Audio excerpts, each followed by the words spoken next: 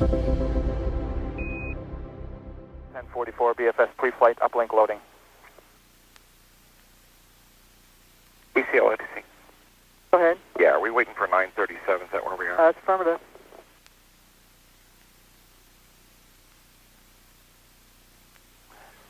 Flight, you copied 1044.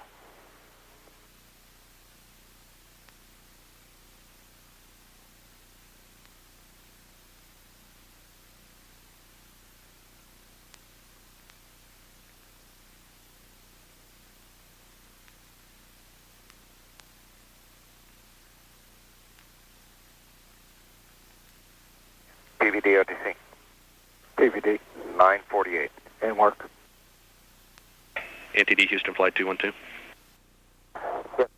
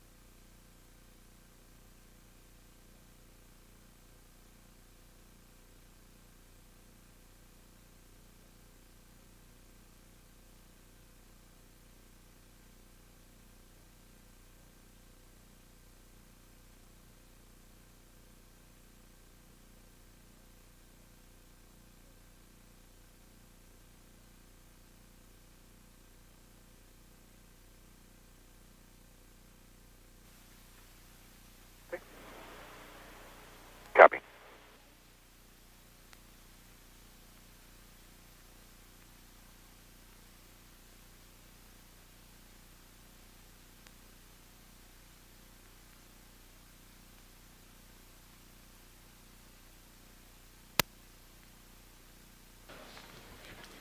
We're looking again from the roof of the VAB from the west and southwest to the clouds that are in the immediate vicinity. And NTD step 950. the weather team is looking for any builds in these clouds, because once the clouds begin to have a vertical direction of any consequence, they have the potential to become charged. Crew members that are going to pressurize their suits and then depress them again. Okay, copy that.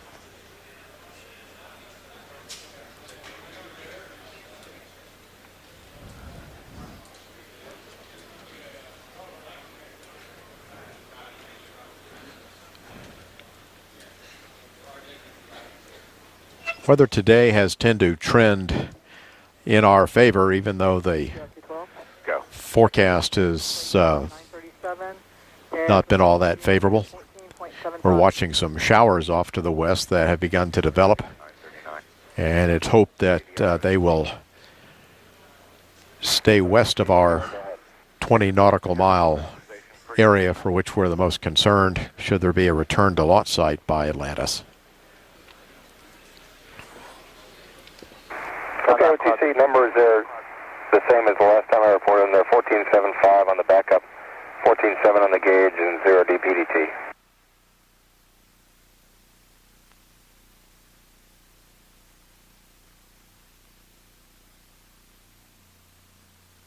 ECL OTC. Yeah, go ahead. Okay, we're ready for 940. That's firm. OTC, EPD. Ready, EPD. Yeah, we're ready for the fuel cell loader jet, step 1064. Stand by.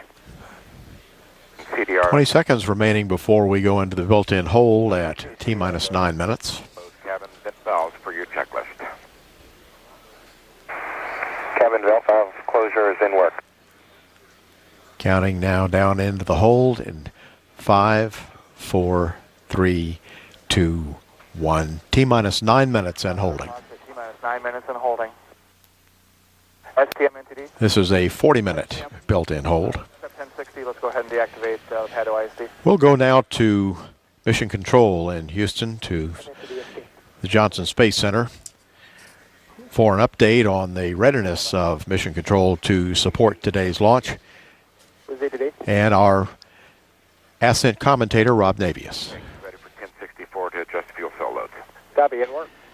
This is Mission Control Houston at T-minus 9 minutes and holding. Flight controllers belonging to the ascent team have been on console since 8 o'clock this morning, monitoring Atlantis' systems in preparation for its launch to deliver the European Columbus Science Lab to the International Space Station. The ascent team is led by Flight Director Norm Knight, with the help of astronaut Jim Dutton, who is the spacecraft communicator, or CAPCOM, today. Dutton will be talking directly to the crew during Atlantis' 8.5-minute ride to orbit. He's joined on console by astronaut Terry Virts, who is monitoring weather conditions at the Kennedy Space Center and who is in direct contact with Chief Astronaut Steve Lindsay, flying the shuttle training aircraft around the vicinity of the shuttle landing strip at the Cape, assessing clouds, potential showers to the west-southwest, and crosswinds at the shuttle landing facility. Lindsay is assessing that weather in the event Atlantis has to perform a return to launch site abort. At the time of Atlantis' launch, the International Space Station will be orbiting to the southwest of Perth, Australia. Atlantis' launch timed out to match the moment when the Earth's rotation carries Launch Pad 39A into the corridor or plane of the station's orbit. Down the hall from the shuttle flight control room, another team of flight controllers is on duty in the International Space Station flight control room, led by Flight Director Annette Hasbrook, as they watch over the activities of the Expedition 16 crew. Commander Peggy Whitson and Flight Engineer Yuri Malenchenko are in their 121st day in space since their launch October 10th in a Soyuz rocket from the Baikonur Cosmodrome in Kazakhstan. They arrived on the station October 12th to begin their half-year on the complex. Flight Engineer Dan Tani was delivered to the station on the last shuttle flight in October. Today is his 107th day in space, his 105th day on the complex. About 4.5 hours ago, a Russian Progress resupply ship docked to the Piers docking compartment, delivering 2.5 tons of food, fuel, and supplies for the station crew, setting the stage for Atlantis' launch. Shuttle flight controllers here in Houston are watching those weather conditions at the overseas abort sites in Spain and France, which would be used in the event of an engine failure early in Atlantis' climb to orbit. Zaragoza, Spain is considered the prime transoceanic abort site today for Atlantis and its crew. At launch, Atlantis will be sent aloft on the collective power of its 3 liquid fuel main engines and its twin solid rocket boosters, combining for 7 million pounds of thrust. About 30 seconds into the flight following the roll maneuver, the computers will throttle the main engines down to 72% of rated performance, designed to lessen the aerodynamic forces on the shuttle's fuel tank and the orbiter's aero surfaces. Those engines will throttle back up to 104% of capability about 40 seconds later. Shortly after solid rocket booster separation, the orbital maneuvering system engines will ignite for 2 minutes, providing an assist for the shuttle as it heads uphill. Less than 6 minutes into the flight, the onboard computers will command the shuttle's main engines to swivel, allowing Atlantis to roll to a heads-up position above its fuel tank during ascent. That maneuver allows Atlantis to gain more favorable communications with the tracking and data relay satellite system. About 8.5 minutes after launch, the main engines will be commanded to shut off and the shuttle will separate from the fuel tank. Atlantis will settle into an elliptical orbit about 140 statute miles above the Earth at its apogee, which will be refined to a higher elliptical orbit above the Earth about 45 minutes into the flight through a firing of the orbital maneuvering system engines. Additional rendezvous maneuvers will be executed over the course of the next 2 days, bringing Atlantis to a docking with the International Space Station on Saturday. Seconds after discarding the fuel tank, Commander Steve Frick will maneuver Atlantis so that video and digital cameras in the shuttle's umbilical well can capture imagery of the tank as it falls away. Also at that time, mission specialist Leland Melvin will be operating a video camera and Hans Schlegel will be operating a digital still camera to capture handheld imagery of the fuel tank for downlink and analysis by imagery teams here in Mission Control. The 7 crew members will go to work shortly after the shuttle's payload bay doors are open, activating systems, unstowing gear, and preparing for their first 8-hour sleep period in orbit, which will begin just before 8 p.m. Central Time tonight. A footnote: 7 years ago today, Atlantis launched on the STS-98 mission to deliver the last science lab to the station, the U.S. Destiny Laboratory. It is hoped history repeats itself today with the launch of Columbus. Again, the Ascent team and Flight Director Norm Knight set to take over control of the 29th flight of Atlantis and the 121st mission in shuttle program history at solid rocket booster ignition. At T-minus 9 minutes and holding, this is Mission Control Houston.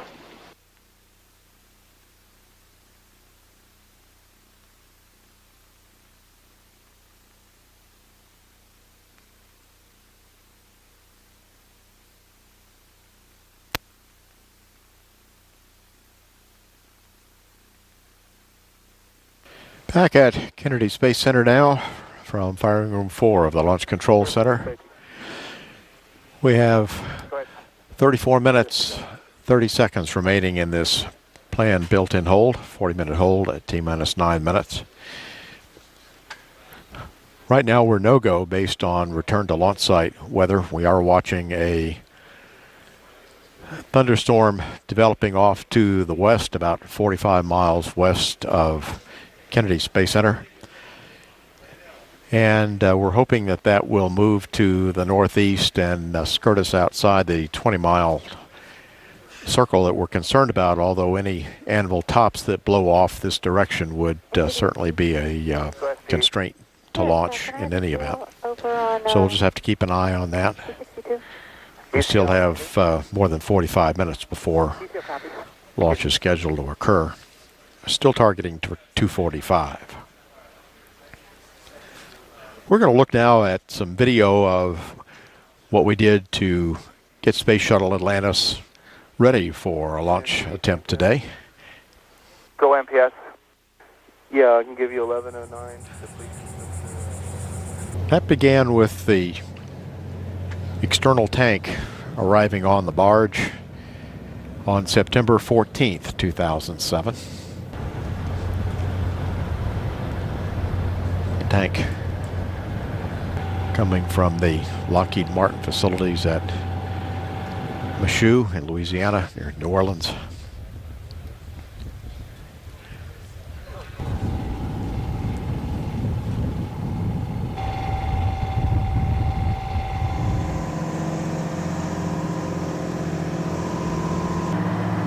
Tank was offloaded from the barge and then transported over to the vehicle assembly building. Once in the transfer aisle, it was then rotated to vertical so that it could be moved into a checkout cell.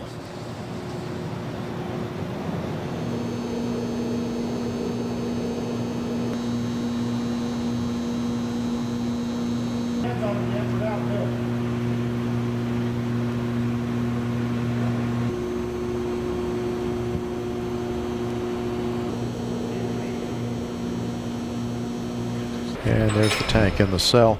This is an inspection of the solid rocket boosters, looking inside the booster, looking at the grain of the solid propellant inside for consistency or any observable flaws. This is the forward frustum containing the parachute being lifted to the top of the solid rocket booster. And then the external tank was brought over to be mated to the twin SRBs.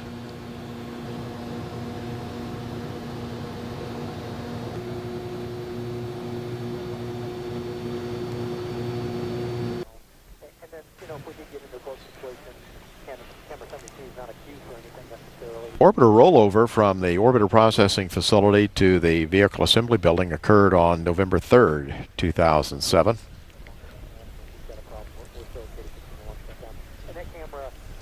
T0 gets pointed down anyways in order to provide some protection for it. Okay, yeah, I was wondering when that happened at T0. Okay, and I know we have other cameras. And then the orbiter entered the vehicle assembly building where the lifting sling would be attached so that it could then be rotated to vertical and hoisted for mating to the external tank and solid rocket booster stack. This occurred on November 4th of last year.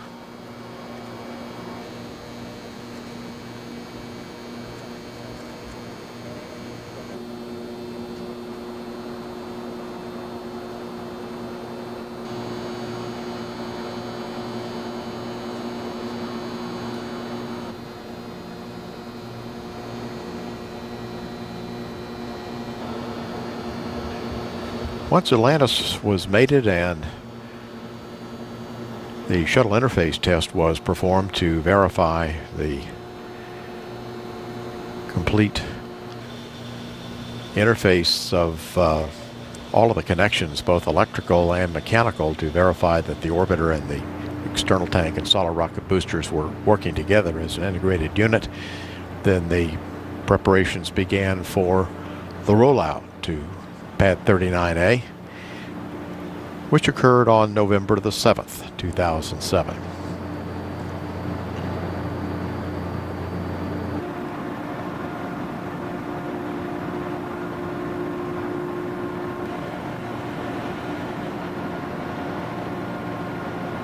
The crawler transporter moving out to the launch pad at 1 mile an hour. The rollout occurring in the overnight hours, darkness hours, and the shuttle was en route to the pad when sunrise occurred.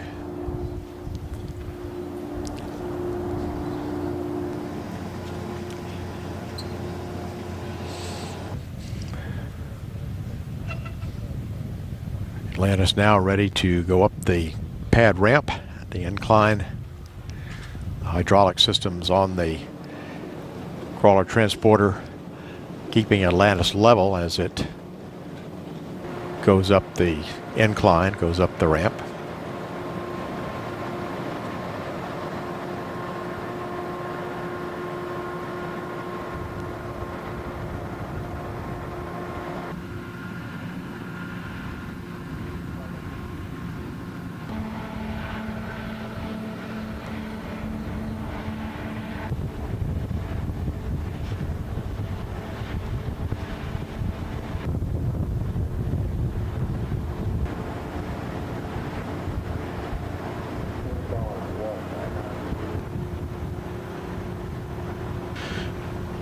Once Atlantis was atop the pad, all of the connections were made between the pad and Atlantis on the mobile launcher platform. This is the Columbus Laboratory in the payload bay of Atlantis. These are the payload bay doors being closed for flight.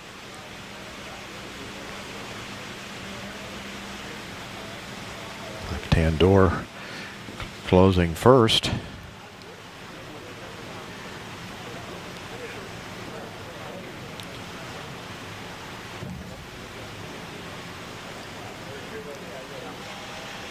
And then the right-hand door closing. Here we can see the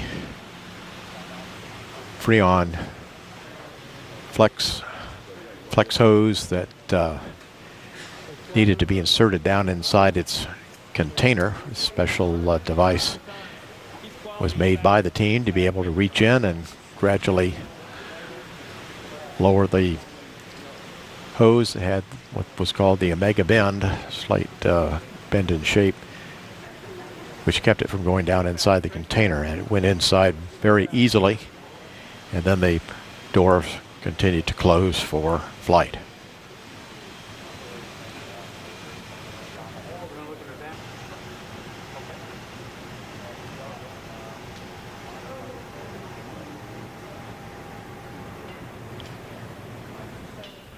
And that brings us to today, where you see Atlantis live on pad 39A. Do we have any updates to the times we've gotten previously? No updates. Very good, thank you. NTD STM. Go ahead. 1072 complete. Thank you. PLT, OTC. OTC, PLT, go ahead. Clear, caution and warning memory, verify no unexpected errors. Caution and warning clears in work. You can see there's 1100. Copy that. DDD, OTC. PVD. Verify step 1114. Verify step 1114, payload bay purge flow rate set for launch.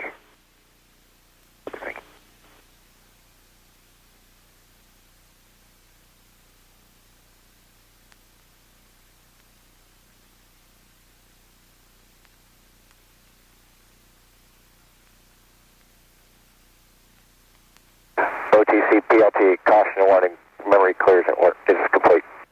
Okay, copy.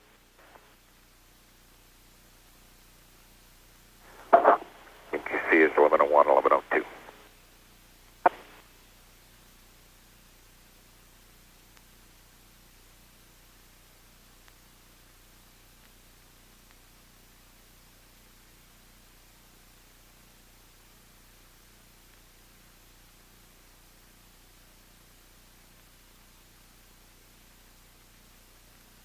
OTC, TBC, PTC, LPS, MILA, STM, Safety, SPE, LRD, SRO, CDR, and CGLS.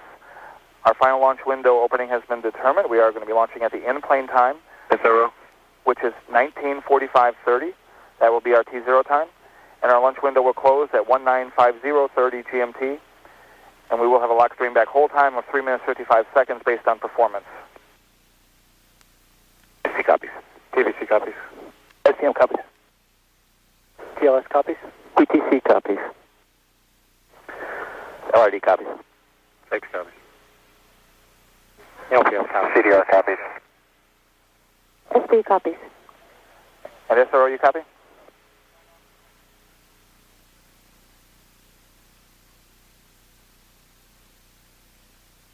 And CGLS NTD, we're looking for a T-9 resume then of 193630. TLS copies, and that's complete. Thank you. And SRO NTD.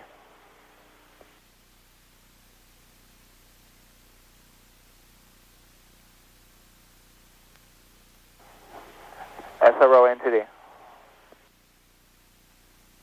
SRO. Yeah, you copied our new launch T0 time?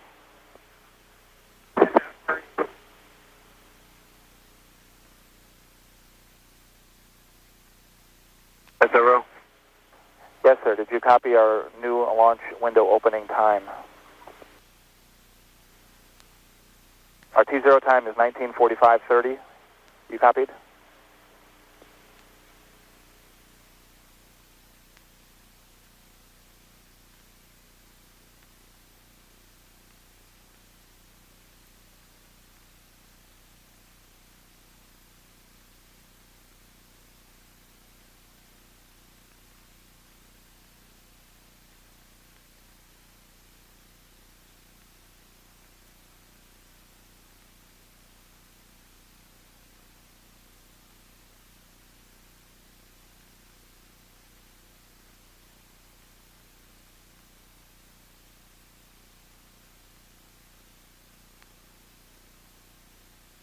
Security console NTD on 212.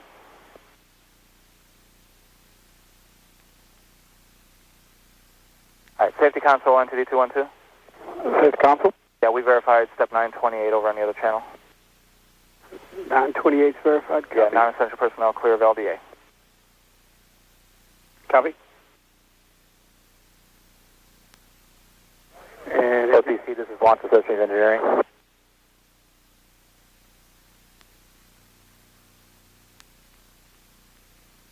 OTC. Yeah, we've been asked to take IPR out on the dog tag that's only single lanyard on the LO2 TSM.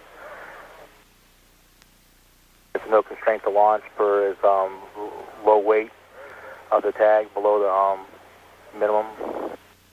So that below the transport threshold.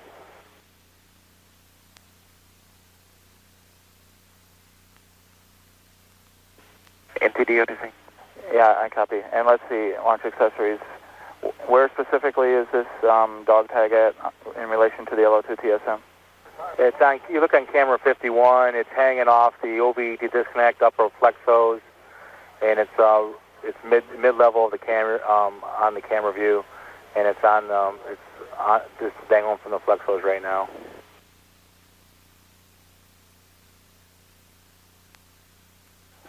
Okay, let's see. CMQC NTD? Yes, sir. Next IPR number? Yes, please. 122 Victor, 0122. Okay, IPR 0122. And do you have a constraint at this point? Well, it's no constraint to launch because it falls below the threshold for transport threshold. So it'd be next use of MLP for what would be the Hubble mission. I think it's STS-125. Okay, let's see. SPE NTD? NSP's with you on 212. Sean, were you aware of this from before? Yeah, Jeff, I had heard a little bit of a conversation back on 245 when the SCNI folks had gone back and done a little bit of analysis, and we talked about it on 161 as well, and the thought was we did need to go pick up a piece of paper in order to go document it. Now, my initial thought was it's going to get upgraded to a piece of GSE paper. The rationale is going to be that the dog tag, although it is single lanyard attached, is enveloped by the debris analysis that we've already done for rust, and then, of course, the T0 is going to get retracted before T0. So I think the rationale is there, and we'll take and make sure that the launch accessories folks upgrade that. Okay, and again, we don't see any constraint to launch. This would only be something that we want to go look at potentially post-launch. Yep, we're going to have to go look at all the LO2 and LS2 TSM dog tag fastening requirements and make sure that they are, in fact, double secured by lanyard safety cable like other dog tag requirements. And we'll do that post-launch. Okay, I copy that. You have any other questions for launch accessories while they're here? No, sir. I just need to go ahead and make sure that we're ready to go upgrade that from a tear station perspective, and they've got a wide to go upgrade it too. All right. Do you want folks on your net for anything? No, I already talked to them a little bit beforehand. We talked with Charlie on 161 as well, and we got comfortable with it. All right, very good. Space Shuttle Atlantis, as it is sitting on the launch pad there, from back here, weighs 4,523,508 pounds. Once Atlantis lifts off, you kind of beat me to the punch on taking the IPR. So is it possible? the orbiter itself weighs 267,341 pounds. So of that over 4.5 million pounds, the orbiter with the Columbus Laboratory is only 6% of the total weight. That's some, sir. I agree. And once Atlantis comes back for landing and has left the Columbus Laboratory on the space station, it will weigh only 206,212 pounds. To the MLP IPR system. I copy. All right, great. At the time of launch, the International Space Station will be located 220 miles over the Pacific Ocean, southwest of Perth, Australia. Houston Flight NTD on 212. NTD Houston Flight, go ahead. Okay, let's see. Our PASS and BFS launch target uplinks, do we require those today? Not required. Excellent, thank you.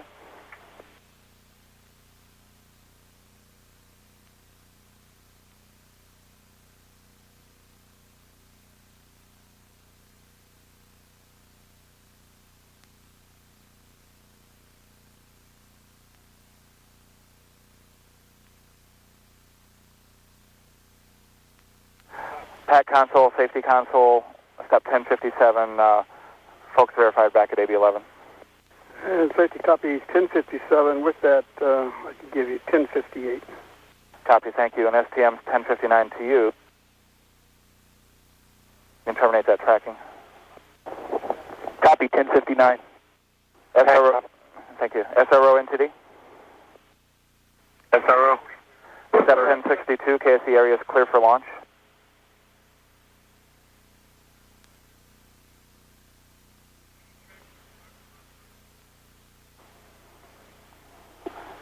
SRO, you copy?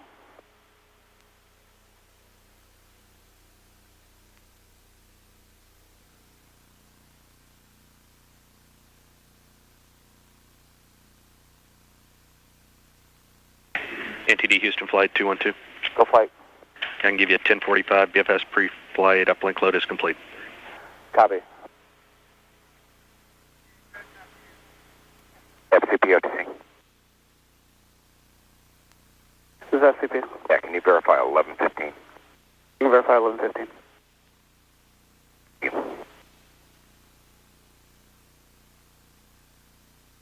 NNTD SP.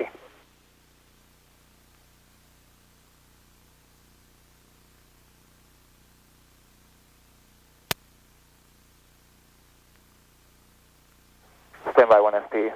NTD SRO on 212 with the comm check. SRO, this is NTD. I have you loud and clear. Do you copy?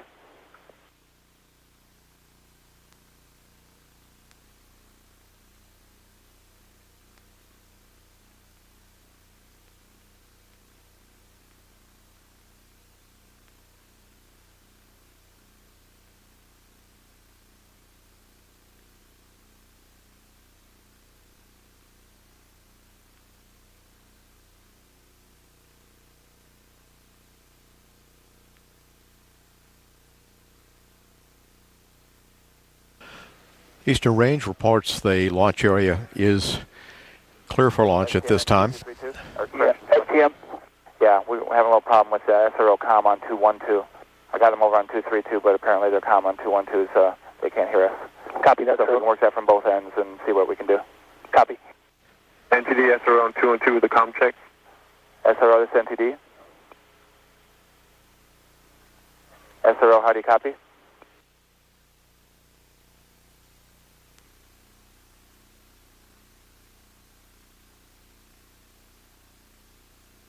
So launch danger area clear for launch means no And SPE, NTD, boats or aircraft in the area. NST's with the NTD. That Let's see, FIO. shower that was developing into a thunderstorm off to our west is moving to the northeast and appears to be dissipating. And I have that now if you just like it. Okay, great. Ready to copy. It's NC025115-01. All right, thank you very much. You're welcome.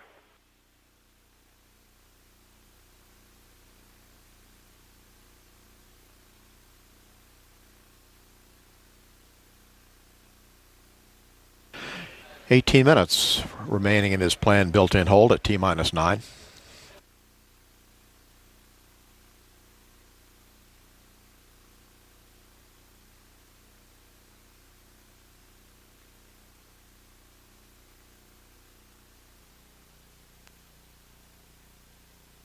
NTD SRO on 212 with the comm check. SRO, this is NTD. How copy? I copy loud and clear. How me? I have you the same. All right, apparently we got our issue resolved.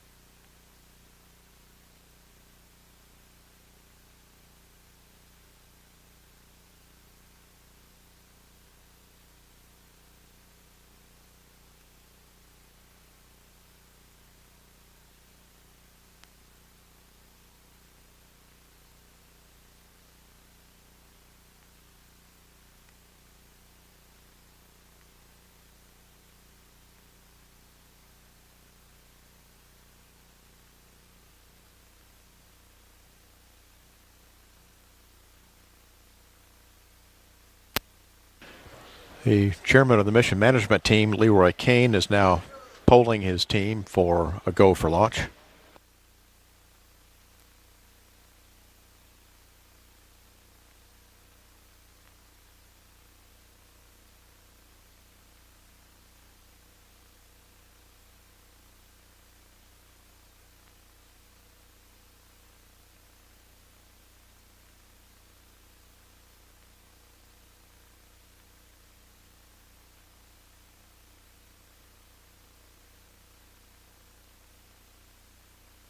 CHGD OTC. HDD. Yeah, can you verify 1134? That's still in work.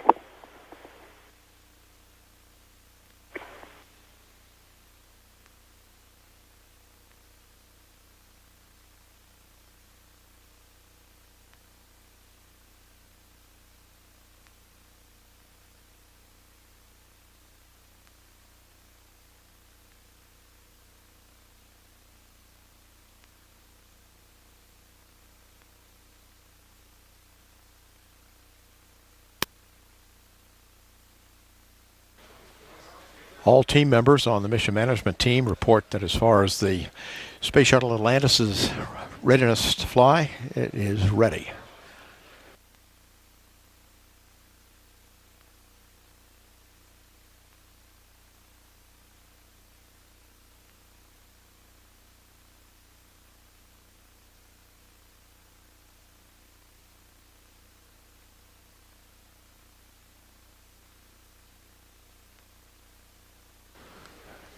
"14 minutes remaining in this 40-minute hold at T-9. Once we come out of the hold, the ground launch sequencer will be controlling.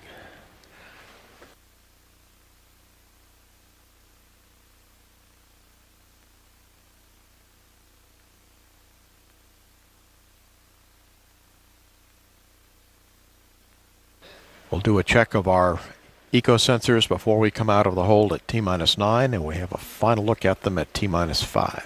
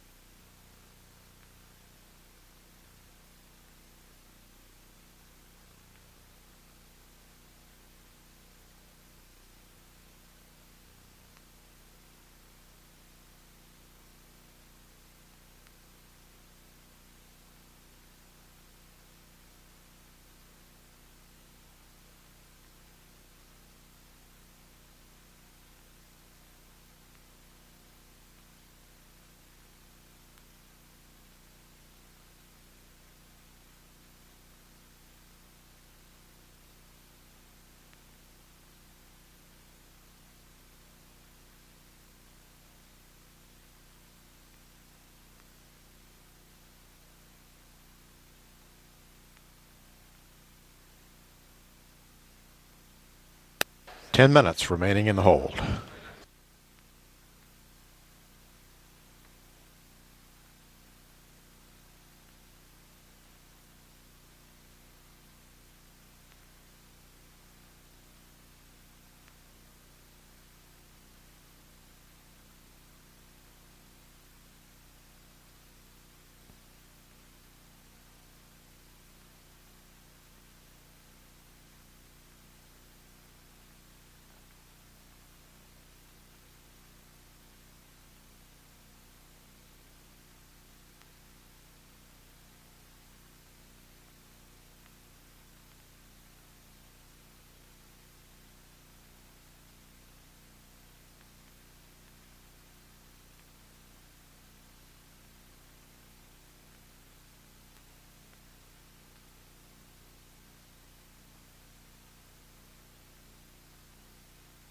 ATC, CHPD. Ready, HPD. I can give you step 1134, confidence checks complete. Okay, copy that.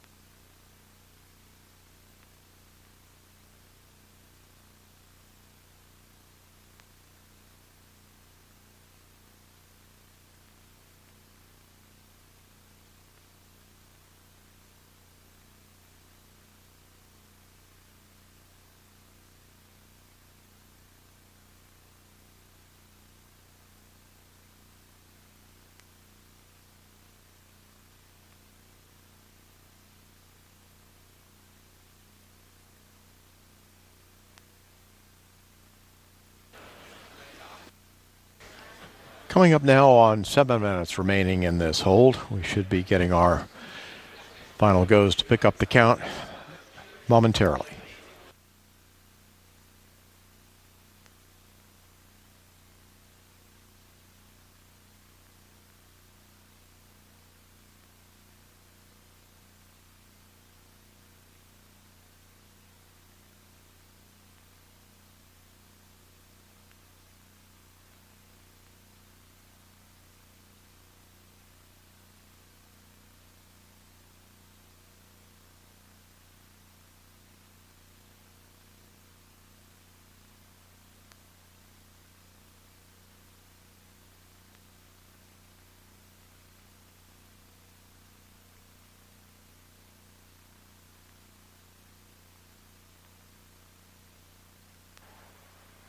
CISL, JRPS, and Houston Flight, perform the L-15 recorder activation.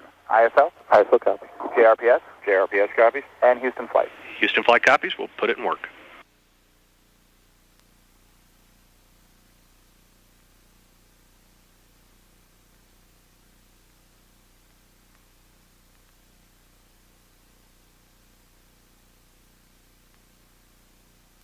MS-1, OTC. MS-1, go ahead. We'll give you a go to activate the V10 recorder. Then work, and the V10 recorder is activated. QC 1117. Copy.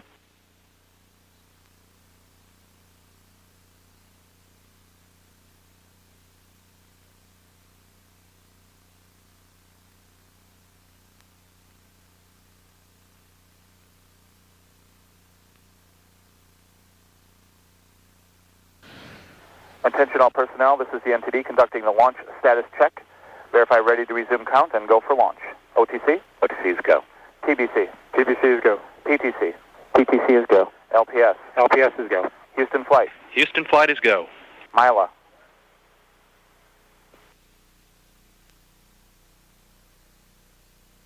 Mila?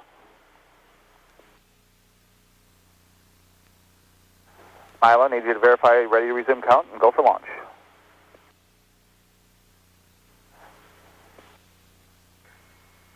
STM? STM's go. Safety console? Safety consoles go. SPE? SP is go. LRD? LRD is go. SRO?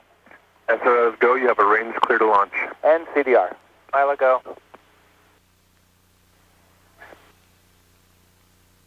CDR is go. Copy CDR. And Mila, I copy your go.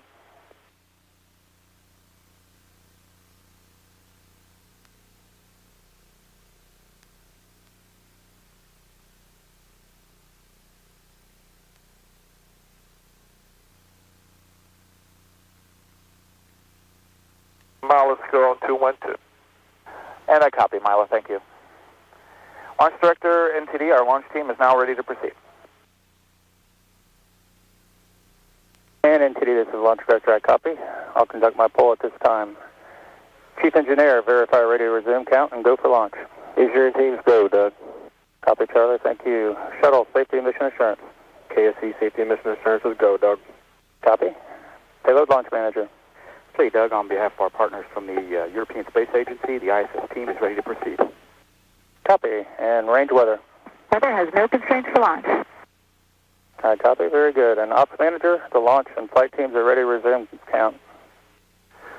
Okay, Launch Director, Ops Manager, Doug, the MMT is not working any issues. It looks like a really good day to go fly. You are go to launch. Okay, I copy that. And Atlantis, Launch Director. Launch Director Atlantis, go ahead, Doug. Well, Steve, for you and your crew, Atlantis is ready to fly. All systems are go. In an effort that has spanned from 1 year to the next, teams from around the globe, both on Earth and in space, have overcome many obstacles to get us to this point. So on behalf of all of them, I'd like to wish you a successful mission and safe return. Thanks very much, Doug. From the crew, we know the Columbus module's been many years in the making, and we're looking forward to doing our part to bring it up to Peggy Whitson and her crew on the International Space Station and start its good work and many, many years of science. We appreciate your team and all the folks in the shuttle program that have worked so hard over the last couple of months to get the low-level cutoff sensors working. And it looks like, based on today, they're working great. We really appreciate them fixing that problem. We're looking forward to a great flight and coming back to see our families in 2 weeks. I know it's been a hard road for them, especially with the slip, but it looks like today's a good day and we're ready to go fly. Okay, very good. And again, best of luck up there. NTD Launch Director. Go ahead. Okay, you are clear to resume the count and launch Atlantis. Copy, thank you. NTD ISL. Go ISL. Recorder activation complete. Thank you. And for all personnel, the countdown clock will resume in 1 minute, 20 seconds.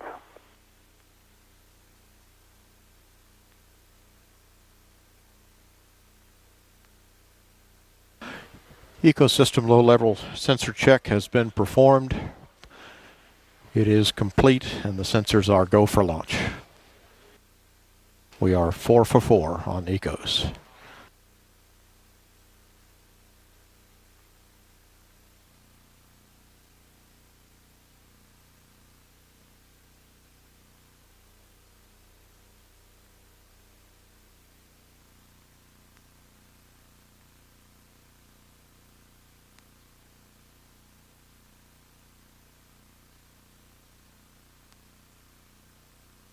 And our countdown clock will resume in 30 seconds.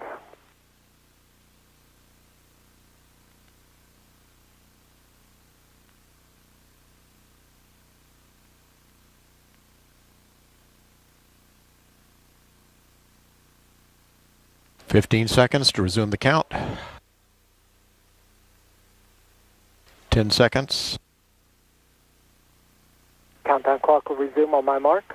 5, 4, 3, 2, 1, T-minus 9 minutes and counting. 9 minutes and counting. Ground launch sequencer now controlling. Automatic sequence has been initiated.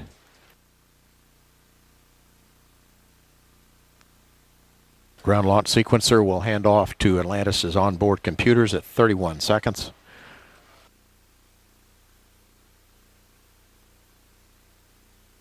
We have an optional place to hold at T-minus 5 if necessary.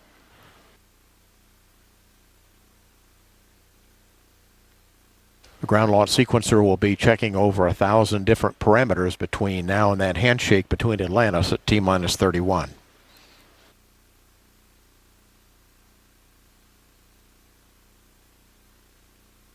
PLT, OTC, connect to central buses to fuel cells per your checklist.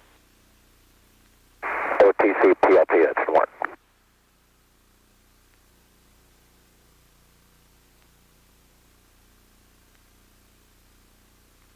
We'll begin. PLT, essential buses are connected. Copy. We'll begin retracting the orbiter access arm here in just a few seconds, in about 15 seconds.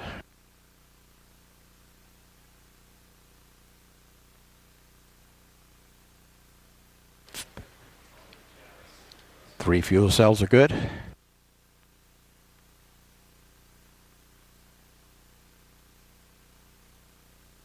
VLS is go for orbiter access arm retract. Atlantis, OTC. Like Columbus before you, you've braved adversity.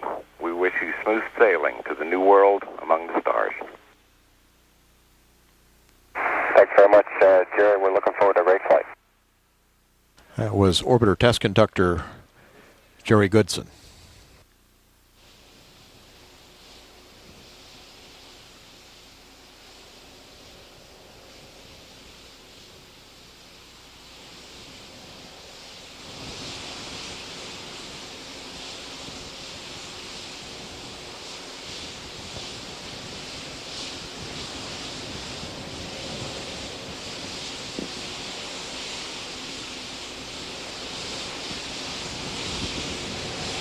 Pilot will be told to start the pre-start for the EPUs at T-minus 6 minutes 15 seconds. JRPS OTC, start APU display recorders. JRPS, APU display recorders are running. PLT, OTC, perform APU pre-start. OTC, PLT, APU pre-start should work.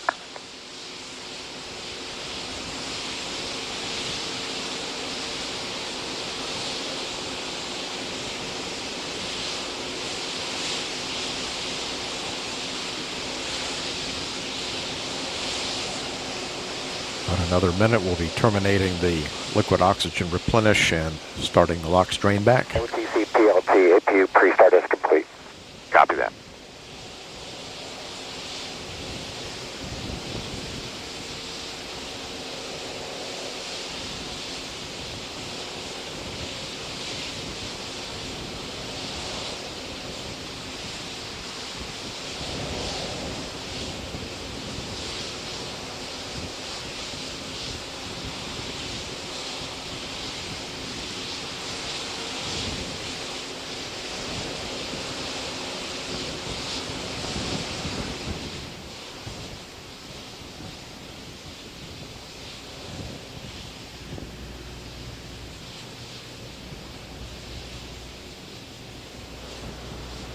VLS is go for orbiter APU start. PLT, OTC, perform APU start. OTC, PLT, APU starts in work. CDR, OTC, reconfigure heaters. Heater reconfig is in work.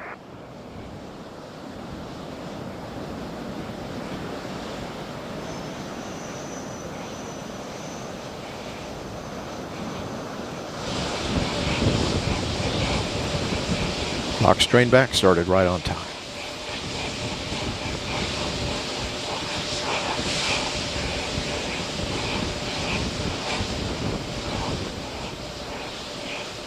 OTC, PLT, APU start is complete. Heater reconfig is complete.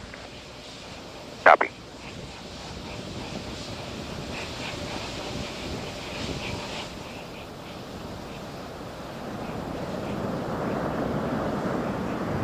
TLS is go for purge sequence 4.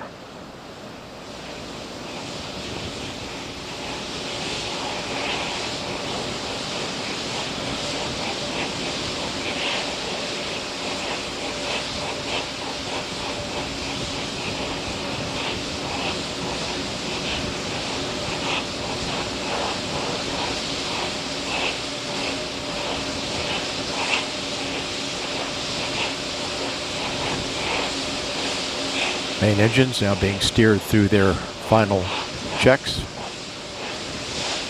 Final steering check before main engine ignition.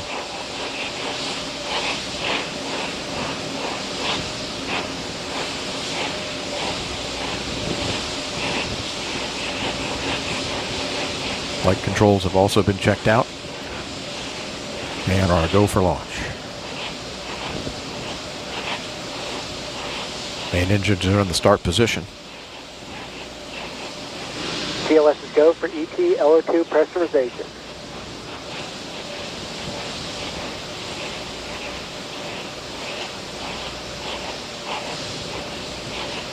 PLT, OTC, clear caution and warning memory, verify no unexpected errors. OTC, PLT, it's smart.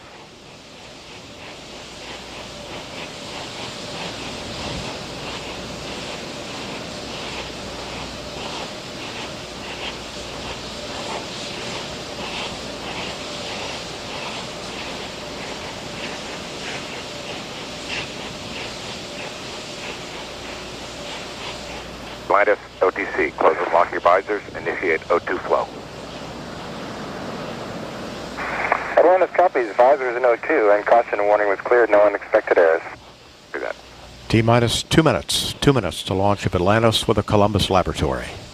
TLS is go for ET LH2 pressurization.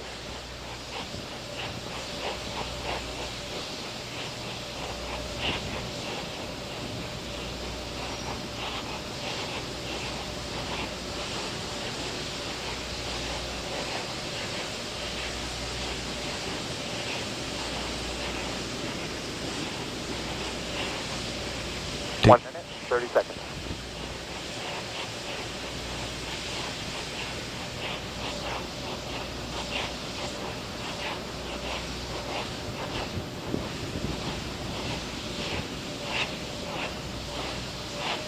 Three main engines of Atlantis reported ready to start.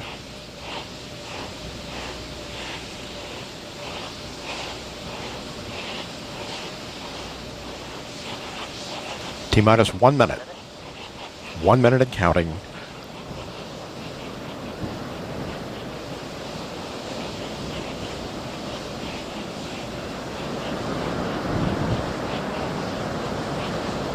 T-minus 45 seconds.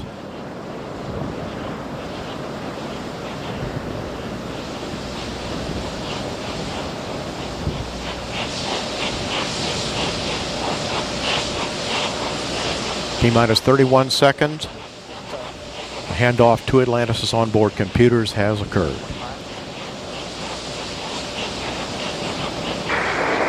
20. 15 seconds. Range safety systems armed. Vox is doing unlimited social media from just £10. Ice cool. Sound suppression system water activated. T-minus 10, 9, 8. Go for main engine start. 7, 6. Main engine ignition. 4, 3, 2, 1, 0. And liftoff of Space Shuttle Atlantis as Columbus sets sail on a voyage of science to the space station. Houston now controlling. Roger, roll, Atlantis. Columbus weighs anchor from its port in Florida. Atlantis on the proper alignment, heads down, wings level for the 8.5-minute ride to orbit, taking aim on the International Space Station for docking on Saturday. 28 seconds into the flight. The 3 liquid fuel main engines soon will throttle back to 72% of rated performance, going in the bucket, reducing the stress on the shuttle as it breaks through the sound barrier. Atlantis 3 miles in altitude, 7 miles downrange. 50 seconds into the flight.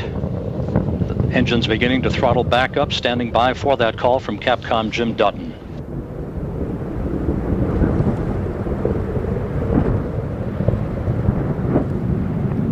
Atlantis, go at throttle up. Atlantis copies, go at throttle up. The throttle up call acknowledged by Commander Steve Frick, joined on the flight deck by pilot Alan Poindexter, Rex Walheim, and Leland Melvin. Seated down on the middeck are Stan Love and Hans Schlegel and Léopold Eyharts of the European Space Agency. Eyharts hitching a ride to his new home on the International Space Station. 1 minute, 30 seconds into the flight.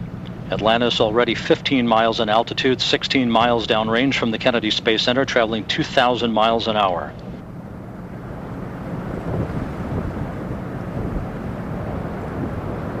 Three good main engines, 3 good fuel cells, 3 auxiliary power units, all functioning normally. Standing by for solid rocket booster separation.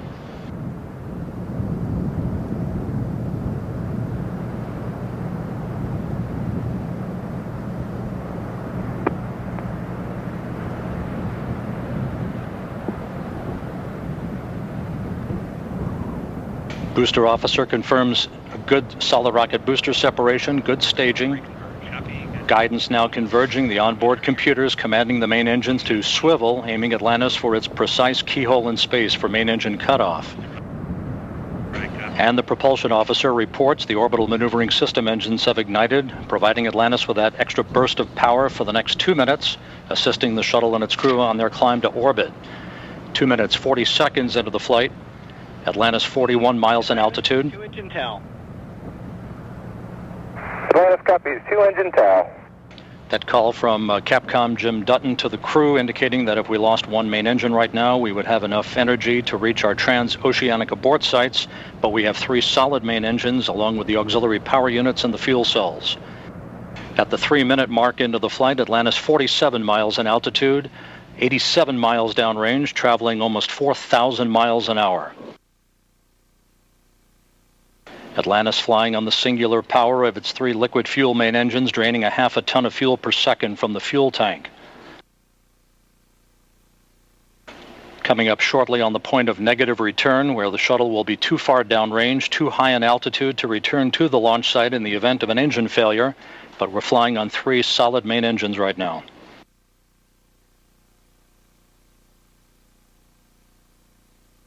Three minutes, 40 seconds into the flight, Atlantis 127 miles downrange from the Kennedy Space Center, approaching the 5,000 mile an hour mark.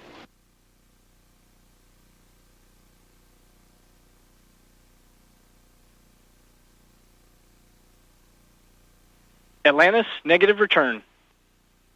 Atlantis copies, negative return.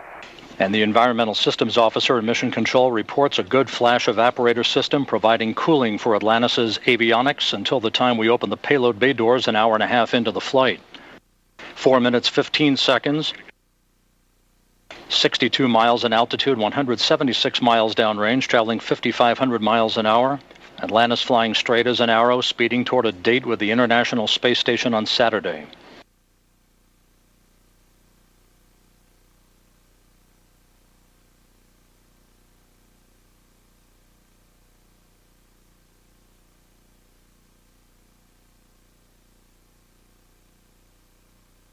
With all systems looking very good, Atlantis approaching the 5-minute mark into the flight, 65 miles in altitude, 230 miles downrange from the Kennedy Space Center, traveling 6,500 miles an hour, all systems in good shape.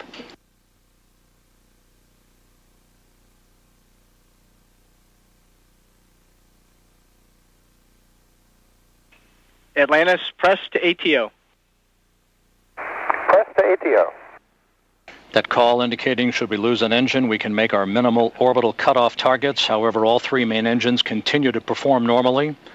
3 good auxiliary power units, 3 good fuel cells. 5.5 minutes into the flight.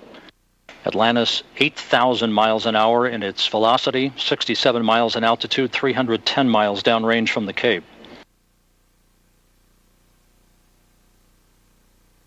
Atlantis, single engine ops 3.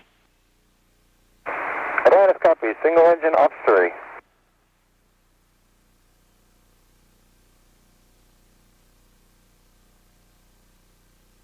Beginning to roll to a heads-up position now. Atlantis' computers commanding the main engines to swivel. Rolling to the heads-up position provides Atlantis with more favorable communications through the tracking and data relay satellite system heading toward orbit. Atlantis, single-engine Zaragoza 104. Single-engine Zaragoza 104. Atlantis, press to MECO. Press to MECO. That call from Capcom Jim Dutton to Commander Steve Frick indicating that should we lose a main engine now, we have enough velocity to reach nominal orbital cutoff targets. However, we're flying on 3 good main engines. All the other systems in good shape as well. Your shutdown plan is nominal. You are go for the plus X, go for the pitch. Copy. Atlantis copies nominal shutdown plan. Go for the plus X, go for the pitch. Less than 2 minutes of powered flight remaining. Atlantis now 498 miles downrange from the Kennedy Space Center, traveling 11,000 miles an hour. About... Atlantis, single-engine press 104. Atlantis copies. Single-engine press 104. About 20 seconds from now, the main engines will once again be throttled down to limit the stress on the shuttle and its 7 crew members to that of 3 times the effect of gravity. Atlantis currently traveling at a speed of about 4 miles a second.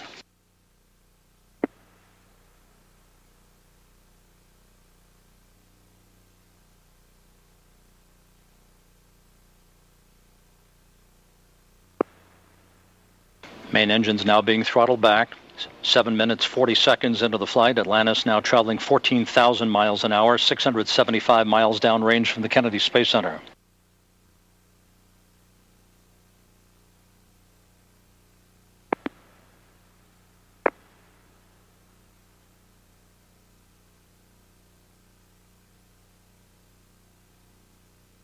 As Atlantis enters its preliminary orbit, it will do so at a velocity of 17,500 miles an hour.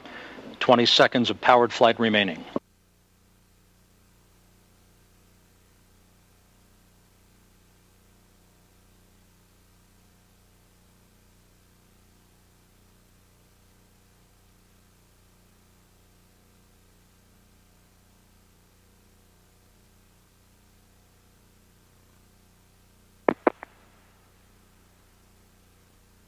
Booster officer confirms main engine cutoff, now standing by for the commands for external tank separation.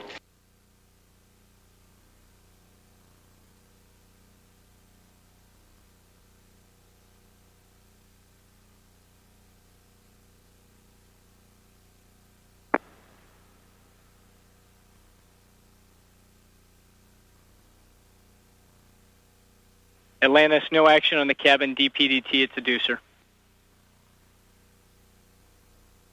Copy, no action.